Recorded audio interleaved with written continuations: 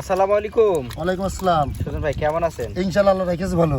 যাক আলহামদুলিল্লাহ, শুনে খুবই ভালো লাগলো। কি মাছ দেখাবেন আমাদের আজকে? এটা দেখাবো আছে মির্গে মাছ, গরিবের জন্য মির্গে মাছ এটা। তাই নাকি? কেন কেন গরিবের জন্য? একটু এই মাছটা সুস্বাদু, খাঁটি, খুব সুস্বাদু। আর এই মাছটা মনে করেন সচরাচর বাজারে গেলে বাজারে একটু কম দাম থাকে এই মাছগুলা। তাই নাকি? যখন 1/2 কেজি 1 কেজি বডি ওয়েট হয় তখন একটু দাম কম থাকে, অন্যান্য মাছের থেকে এই মাছটা একটু দাম কম থাকে। ও আচ্ছা, আমাদের কাছেও দাম কম।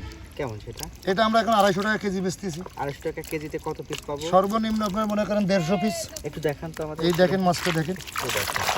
বাহ, অসাধারণ মাছ। হ্যাঁ, কি সুন্দর মাছের সুস্থ সবল ফিগারটা দেখেন। দারুণ ফিগার। হ্যাঁ, কঠিন সুস্থ সবল মাছ দেখেন। সুস্থ সবল মাছ একেবারে। আচ্ছা, এইগুলো এখন চাষে দিলে কত মাসে বিক্রি করা যাবে? এইগুলো ধরেন 4 মাস।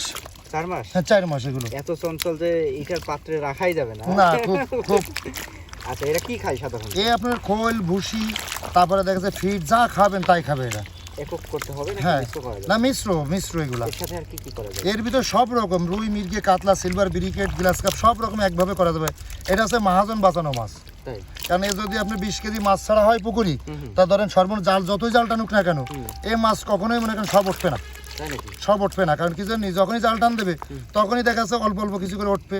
আর যতদিন থেকে যাবে তত বড় হবে এই মাছগুলো। ও আচ্ছা আচ্ছা আচ্ছা আচ্ছা। এই মাছগুলো তত বড় হবে। এখন দেখলাম আমরা হচ্ছে এটা কি মির্গে মাছ। আচ্ছা, এরপরে আমরা অন্যান্য আরো হ্যাঁ, এরপরে অন্য বহুত রকম মাছ আছে। আজকে ভিডিওর সাথে বহুত রকম মাছ আজকে আপনাকে দেখানো হবে। ইনশাআল্লাহ। ওকে।